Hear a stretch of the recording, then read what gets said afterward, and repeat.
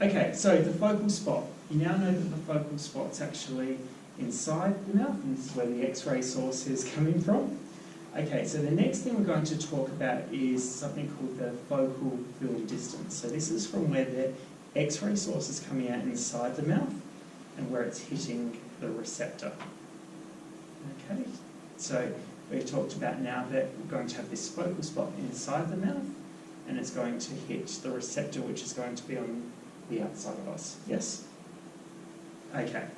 So if we have a look at some of the distances here, we have a little bit of a variation. So, for instance, if we have a big distance between the tooth being exposed to the film, so in other words, if the teeth being exposed to where the film sensor is going to be, what do you reckon will happen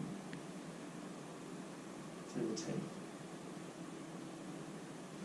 So, let's say this is the area where we want to focus on, okay? Here's the sensor, and this would be like the normal distance. What I'm going to do to this patient is move them closer to where the X-rays are coming from, and I'm going to move the sensor further away.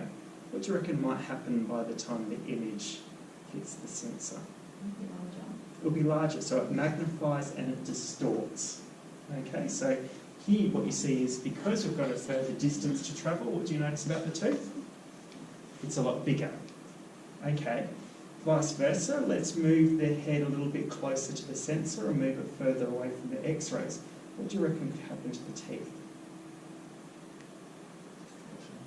They'll definitely distort.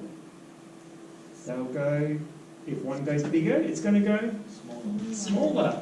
Okay, so we're going to get two little variations there. So what we're going to have a look at now is how these types of things can start to occur.